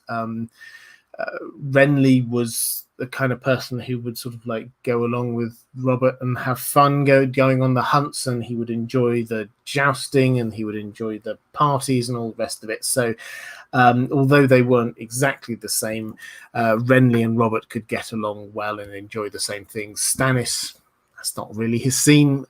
He was there doing his duty and all the rest of it. And so they just, as people, they didn't get on that well. So that was what the levels there.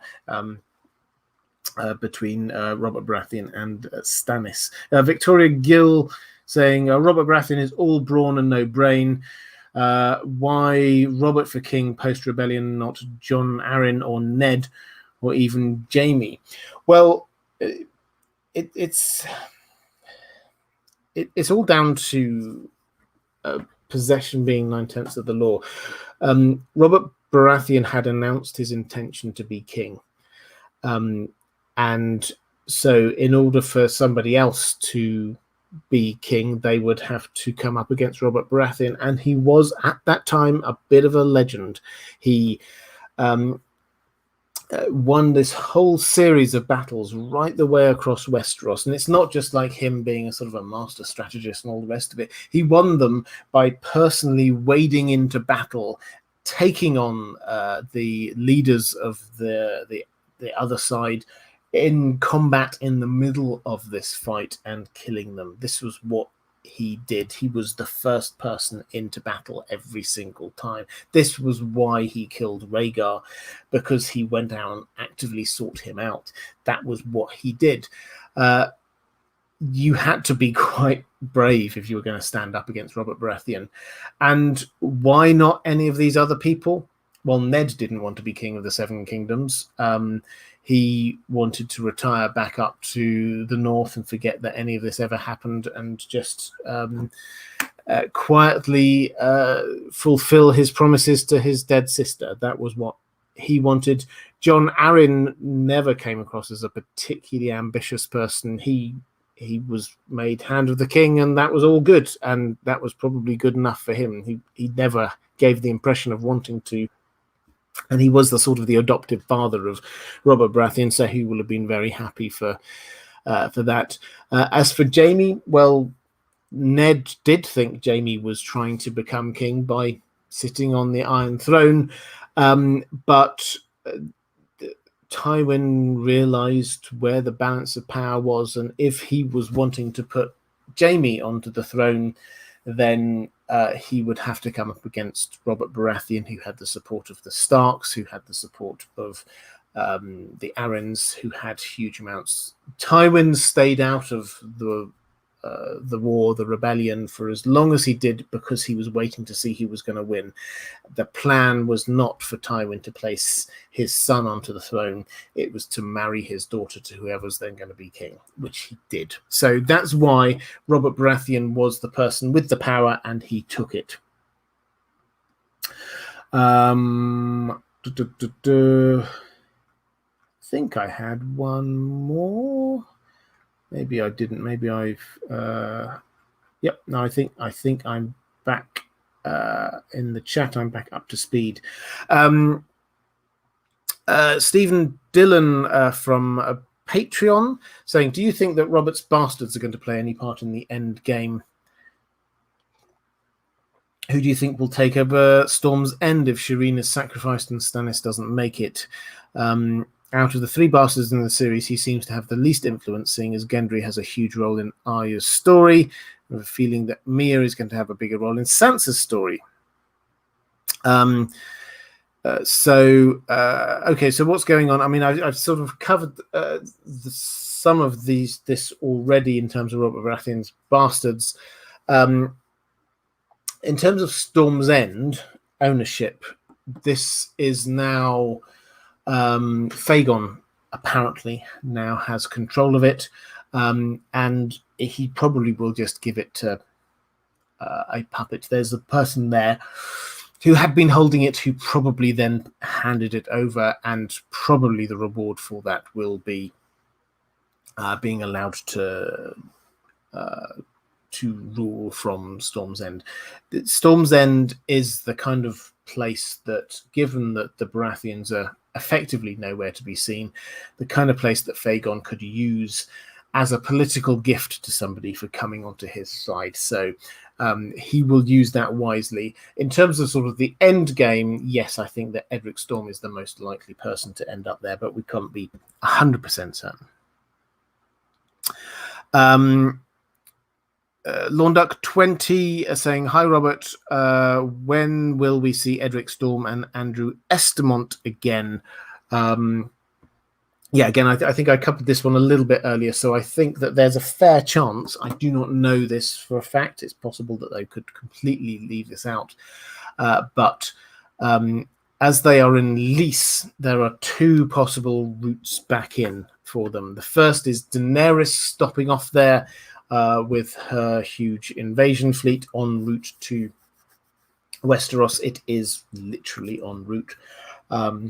And perhaps then Jorah could go hunting for his ex-wife, and they could find Edric Storm. And the other is that Jorah's ex-wife is a Hightower, and we know that Lord Leighton Hightower has sent one of his sons across to Lys to talk to Jorah's ex-wife to see whether they can hire some sell sails. So that's the other potential way that they could get back involved is via there. So Lys is going to get involved in probably a small way, but it will become involved in the Winds of Winter, and that's probably the way that they could get dragged. One of those is the way they could get dragged back into it. Andrew Estamont, in case you missed it, he's the person who was working with Davos to look after Edric Storm and protect Edric Storm from Melisandre, and so he is the person who's gone across with him to Lys.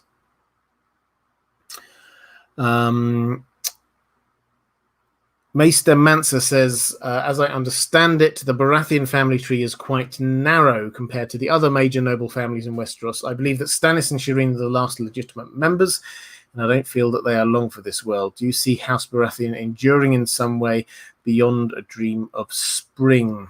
If not, who do you think will rule the Stormlands? P.S. I really enjoyed the Broken Men discussion, especially through the symbolism. Yeah, if you missed it, so yesterday had a fantastic discussion with Archmaester Emma about broken men within A Song of Ice and Fire and the role of them symbolically as well as everything else. We often talk about Tyrion's little speech about having a place in his heart for cripples, bastards, and broken things, and this concept of broken things being broken men and broken swords and broken horns and broken lots of other stuff plays all the way through A Song of Ice and Fire. So we talked our way through what that might mean. And if you're interested in that, as I say, go and have a look at that video from yesterday.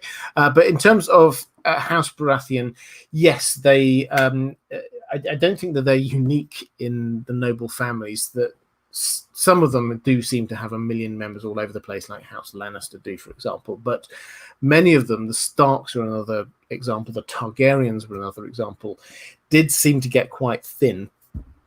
So, yes, in terms of Baratheons who have got a clear claim, it is largely just Stannis and Shireen. There were the three brothers. Renly didn't have any children. Robert Baratheon didn't have any legitimate children. Going back, there was just the one son.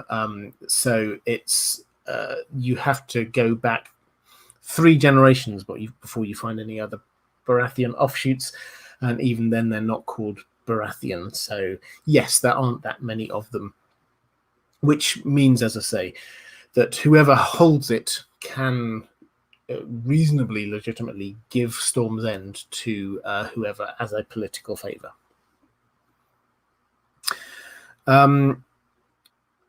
Catherine Furseth saying, I always wonder about the family words. Ours is the fury. Taken literally, something related to them is born out of rage, or are we to see them as vindictive and always repaying the wrong done to them? How do you interpret them? Well, I think, yeah, so I think that it's a bit of both. I don't think vindictive is the word that they would use. I think that they would, righteous anger is probably more where they would see it coming from. But initially, this is like, if you imagine as being the fury of a huge storm, unrelenting, you cannot stop it in any way. That is what it is. And this is why with House Baratheon, and I'm more a character and a plot person, but there is definitely a watery image that goes with and symbolism that goes with House Baratheon. It was there very much with House Durandon, who were there beforehand, and it is definitely there with them, and they are the storm, which is very similar to this idea that we get, say, with the Ironborn on the other side of Westeros. But the Stormlands is where they're from, and this is the imagery when we think of ours as the fury of a storm which tosses ships around and is unstoppable. But Storm's End is the castle that can withstand the storm. So that's the sort of the imagery that we've got going on there. That ties in, of course, to Patchface, who we always talk about Patchface, but he clearly has got sort of water magic symbolism going on with him, and he's clearly very associated with House Baratheon. So there is definitely a sort of a storm watery feel to them, which is there. I've been making good progress through my patrons' questions. I've got a couple more questions from my patrons, so now's a good time to drop any more questions into the chat. I've got a couple more. Is that? I think I can see Emma in the chat. Emma, I was just talking about the video that we did that I released yesterday. Do go and check that out. Perhaps if one of the moderators could put a link across also to Emma's page for her essays, Red Mice at Play. That would be fantastic. That's where Bronsteris also writes essays on that page as well, who was on this channel 2 or 3 weeks ago talking about the others. And those two chats I had are very much they're showing both sides of the symbolism equation, the others symbolism and the last hero symbolism, which so very often are put one against the other through all the way through A Song of Ice and Fire. It's fascinating stuff. It's, as I say, I'm the story and character person, but I love it when I can get people come on talking about symbolism. But yeah, good time to drop some more questions in the chat. Lady Pushkins says, "Hi Robert, sorry, a bit off topic. I know you're probably not a fan of fan fiction, out of respect for George R. R. Martin, but would you consider writing or a video of a prologue to The Winds of Winter, or even an overview of the whole book?" I mean, I'm very happy with fan fiction. I've got absolutely no problem with it at all. I think George R. R. Martin tends not to like it in the sense that he doesn't want people sort of like diminishing his work and all the rest of it, which I can completely understand. But just stuff written for your own enjoyment, absolutely, I think that's wonderful. In terms of an overview of The Winds of Winter, the video I was talking about a little bit ago, my sort of attempt at how big is The Winds of Winter going to be, is actually, it probably also doubles as a video for what do I think is going to be happening in The Winds of Winter, because in trying to work through how many chapters we've got, my approach has been to try and work out what the story is going to be. So it's a very high level, but just to take a random example, if you get Sansa, what story is Sansa going to be having? We can't work out how many chapters she's going to have until you try and figure out what sort of story she might have in The Winds of Winter. It's a little bit of sort of educated guesswork, but certainly we have, just on that example, we've already got one Sansa chapter, and we've got a lot of hints about what's going to be happening next with that. We've got a tourney that's definitely going to be happening. We've got a Littlefinger's setting her up with Harry Harding, so that needs to work its way through. And towards the end of it as well, almost certainly she's going to be heading up towards Winterfell. So how do we try and map this out into chapters? So that's what I've been doing in that video, which, as I say, is coming out in a couple of weeks' time. And that sort of therefore doubles as a what do I think is going to happen in The Winds of Winter. As for the prologue, George R. R. Martin has given us a hint about the prologue for The Winds of Winter, in that it will have Jane Westerling, who is Robb Stark's widow. We don't know more than that. But I think we can make an educated guess. So she is going to be taken off west. back to the Westerlands, prisoner of the Lannisters. They want to make absolutely sure that she is not going to have a child that can claim to be Robb Stark's heir. So, as this is given the timing, it makes sense that we're going to see her en route to the Westerlands. Now, there are various groups who may stop that from happening. The Riverlands is an incredibly complicated sort of setup at the moment. Lots of different groups wanting all sorts of different things. You get the Brotherhood Without Banners being led by Lady Stoneheart, I suspect, which is where Jaime and Brienne are. I suspect it's probably not them, because I think that we're going to have at least a chapter first of what happens when Jaime meets Lady Stoneheart, because that's going to be a fascinating encounter. So I suspect it's not them, but we've also got Brynden Tully, the Blackfish, who escaped the siege of Riverrun. We've got Jaime, who allowed the garrison at Riverrun to just go away and roam the Riverlands. So they're somewhere as well. The Tully forces there.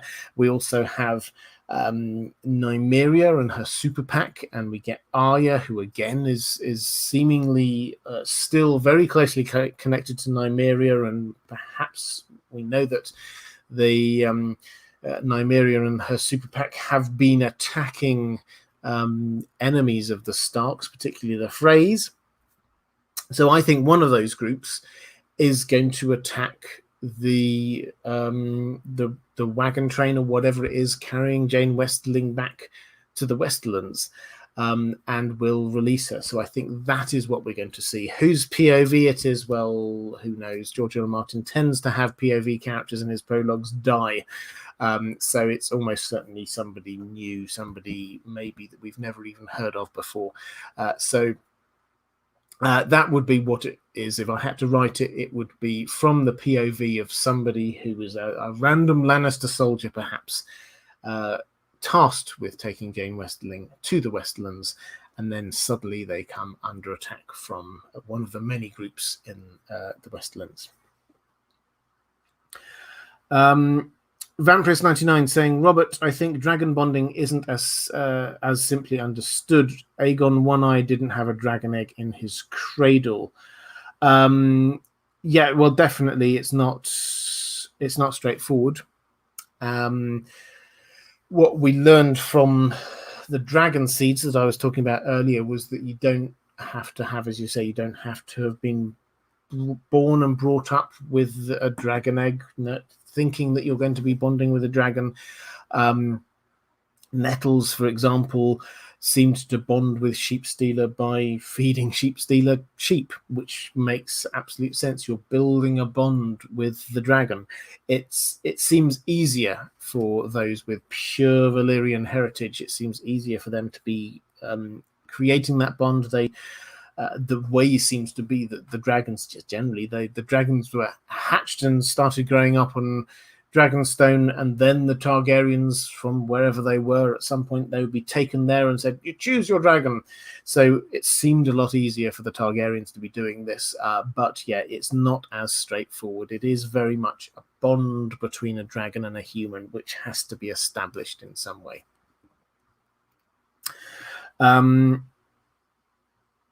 Reflective Rambling, thank you so much for the super chat, saying, for Shannon T, I love it when people do this, picking up on questions from other people,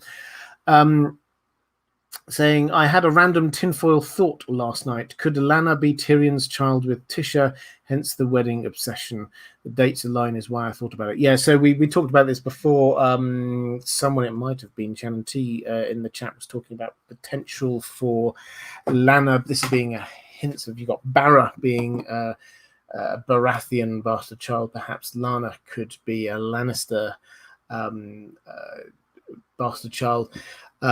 So yes, it's possible. I don't think that we're going to get the truth of this coming out. It's entirely possible. So we get Tisha, who was this Tyrion's first wife, who was treated horrendously by the Lannisters. But there is absolutely no reason why she should not have been pregnant coming out from that experience, not for good reasons, but there's no reason necessarily, given what happened to her, why it would be a Lannister child either. So yes, it's entirely possible, and this is the kind of wordplay that George R. R. Martin likes, but no, not. It's not clear. So the wedding obsession. This is in Bravos. This is some a woman has to marry all of her. She's a sex worker, but marries people technically before she sleeps with them, and a marriage obsession. She seems to speak very good Westerosi. The hints are there, and I know I've speculated before that this may well be the case. I don't think we will ever know, but yes, it's entirely possible. Vampirist99, thank you so much for the super chat. I think this is a follow-up to your one you did just a moment ago about bonding with dragons, saying this is Aemond One-Eye, didn't have a dragon to bond with in King's Landing. It's interesting that almost immediately after traveling to Dragonstone that Aemond manages to bond with Canaxus. Yeah, so as I say, this seems to be that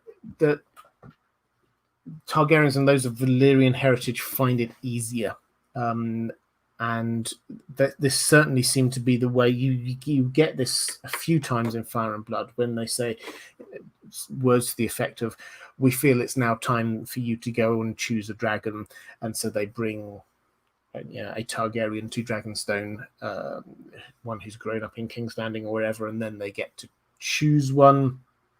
So, it's. I don't think it's as straightforward as some people seem to suggest, and the way that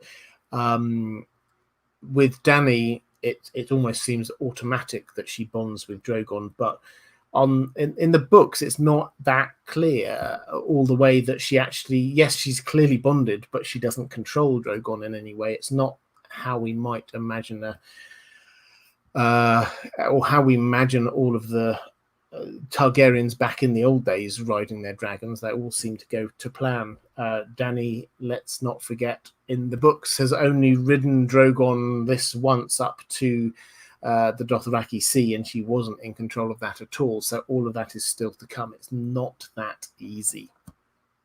But it's easier for Valyrians than it is for anyone else.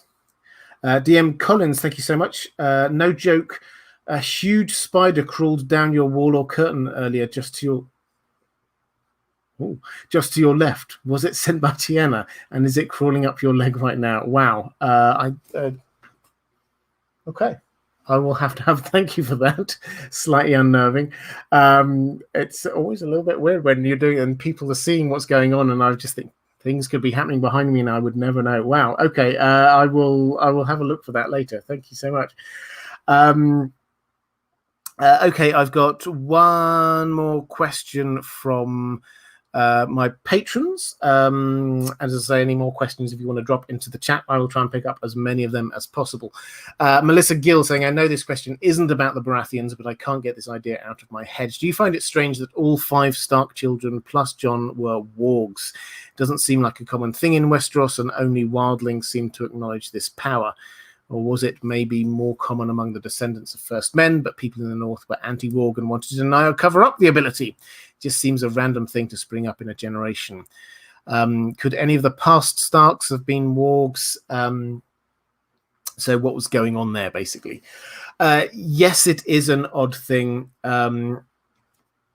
that all of the Starks are. We don't get clear indications about previous Starks.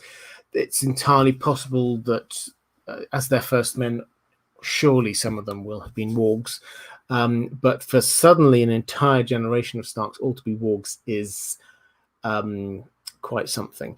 Now, my my take on this, you could say this is all magical fate and all the rest of it, but my take on this is actually that perhaps we look at this the wrong way around.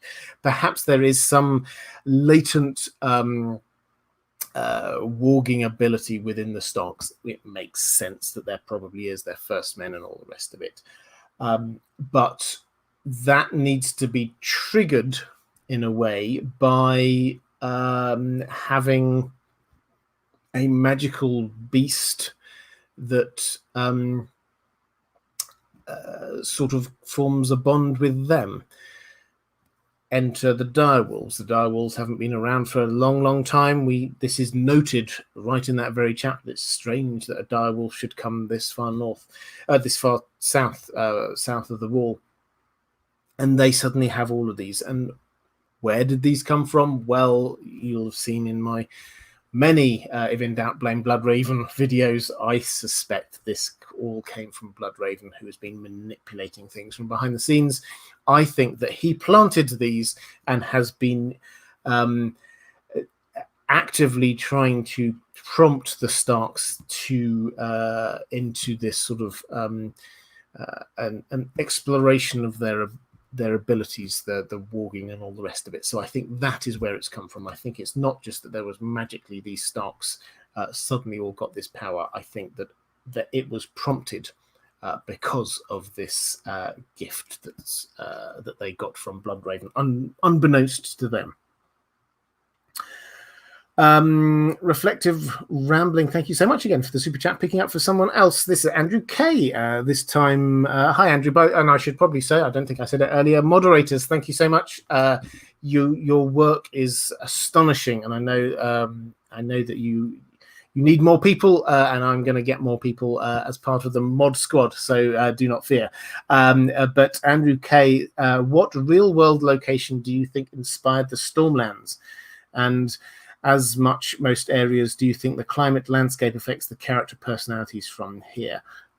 Good question. In terms of what inspires it, I mean, I don't know. I think it's, if you try and map this, and it's always a bit too easy to do this, but if you try and map across from Westeros to England, which is roughly what you've got, if you've got King's Landing as being London, the north being the north, and so on, then you would say that whole area, the lush forested area around the Stormlands, is something like Kent and the Kent coast of England, which is where you get the White Cliffs of Dover. If you know the sort of the images there are these huge, big, chalky cliffs. And atop them you get Dover Castle, which was one of the ancient castles, properly ancient castles in England. This is a fantastic castle. If you ever get a chance to go there, you can see it as like all of the best castles, how it's morphed and changed. It was the Romans had something there. You see some Roman lighthouse, I think it was to start with. You get a great big Norman keep. You get expansion out in sort of the Elizabethan era. You get some stuff that was there for the Napoleonic Wars. You get some World War II caves. There's so much history throughout, but the point is that this was one of the most ancient and important castles in England, because this was the one which guarded the south coast with these huge cliffs there. So geographically, that's probably the closest that we're going to get. In terms of the sort of the second, do you think that the climate and landscape affected the character and personalities from there? You will definitely. If you're in Storm's End, then you do feel embattled and to a degree embittered. It can't have helped Stannis's sort of character as a young man to have been there in Storm's End as it was being besieged. But the area as a whole around it is actually quite lush and safe and civilized and all the rest of it. And so, yes, that creates the sort of the space for someone like Renly to be having a lot of fun. But as I've said all the way through this, ours is the Fury. This is reflective of the Storms, and that is the character that we see in the House Baratheon, which is reflected all the way through characters like Robert Baratheon, Lionel Baratheon, and all the rest of it. So that's how I think that the sort of the geography and landscape has affected the family, and it's really well done, I think, by George R. R. Martin, I have to say, on that one. Question from South London Reseller saying, thank you for your wonderful content with great guests. It helps me take my mind off going back to teaching this autumn. Well, thank you so much for that, and you're very welcome. And you have my very best wishes for going back to teaching in the autumn. It's not going to be easy, but thank you for that. Question from Stephen Lucy, or not so much a question, saying, missed this one, looking forward to catching the replay. Loved the Broken Men video with Emma. RIP to the Hobbit hair.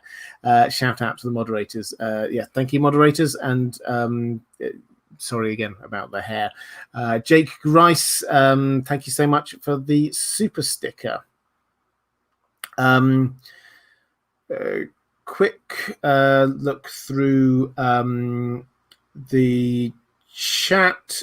David Benioff, not the David Benioff, saying Cersei is clearly Henry VII's mother. Margaret Beaufort, she was Henry VIII's grandmother, and her title was My Lady the King's Mother. Yep, I think the Margaret Beaufort link is very much it's a clear link there.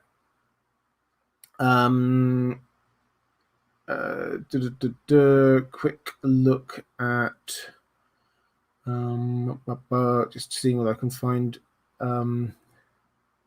any more questions. DM Collins saying apparently they've given Dover Castle a makeover to bring it back to its original standards with whitewashed rooms, paint, furniture, tapestries, etc. I was last at Dover Castle, I think, about 2 or 3 years ago, and certainly some of it was they whitewashed the walls, and the rest of it when you get the keep, they turned the remember the ground level of it specifically. They made that very much like it would have been back in the day, as they were the kitchens and things down there, I think. Okay, I think I am going to call this a day at this point. So thank you all so much. I thought it's been loads of really fantastic questions coming through. Thank you for all the super chats.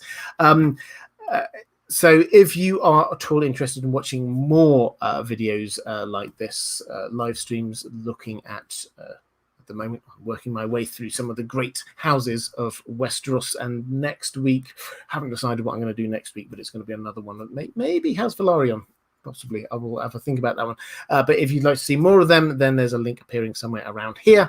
If you are interested in supporting the channel or getting access to some of the benefits that I've been talking about, like having priority questions here on the live streams, then a link is going to appear somewhere around here. Take care, everyone. I've really enjoyed this one, and I will see you again same time next week. Take care.